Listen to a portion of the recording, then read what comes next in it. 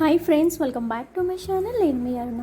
ఈరోజు వీడియోలో మటన్ మసాలా ఇంట్లోనే ఎలా ప్రిపేర్ చేసుకోవాలో చూపించబోతున్నాను. అయితే కలర్ చూడండి ఎంత బాగుందో. బయట మార్కెట్లో మటన్ మసాలా ఎలా అయితే ఉంటుందో సేమ్ అలానే ఉంది కదా. అయితే చాలా సింపుల్గా ఈ మటన్ మసాలాని ఇంట్లోనే ప్రిపేర్ చేసేసుకోవచ్చు. అయితే ఈ మసాలాలన్నీ మేము ప్రిపేర్ చేసుకోలేమండి, బయట కొని తెచ్చేసుకుంటామంటారా? పెద్ద టైం ఏం పట్టదండి, జస్ట్ 10 నిమిషాలు అంటే 10 నిమిషాల్లో అయిపోతుంది, అంత ఈజీ.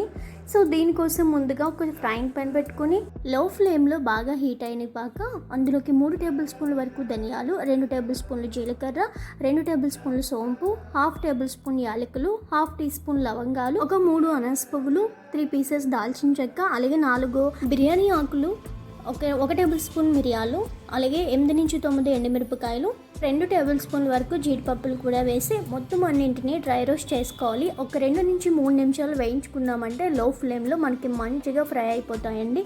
ఒకవేళ మీరు ధనియాలు సెపరేట్గా వేయించుకోవాలి అనుకుంటే వేయించుకోవచ్చు. నేను ఇందులో అన్నీ కలిపే తీసేసుకున్నాను. కలుపుతూనే మీరు వేయించుకోండి, లేదంటే మాడిపోతాయి. ఎక్కువగా మాడిపోతే మనకి చేదు వచ్చేస్తుంది మసాలా పౌడర్ అనేది.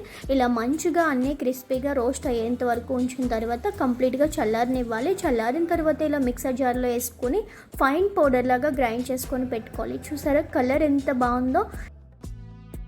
ఈ స్టేజ్లో ఎలాంటి మసాలా పౌడర్ అయినా ఎక్కువ రోజులు నిలువ ఉండాలంటే ఇందులో కొంచెం సాల్ట్ యాడ్ చేయండి, ఎక్కువ రోజులు నిలువ ఉంటుంది. అలాగే మీరు కావాలి అంటే ఇందులోకి 1 టీ స్పూన్ పసుపు, 1 teaspoon red chilli powder కూడా యాడ్ చేసి మొత్తం అంతా కలిపి 8 కంటైనర్లో స్టోర్ చేసుకోవాలి.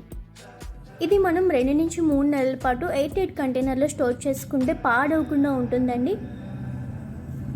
ఎలాంటి గ్రేవీస్లోకైనా యూస్ చేసుకోవచ్చు. Mutton biryani, mutton curry marinate చేసుకోవడానికి దేనికైనా చాలా బాగుంటుంది. స్మెల్ అయితే సూపర్గా ఉంది. మీరు కూడా డెఫినెట్గా ట్రై చేసేయండి. Thank you for watching.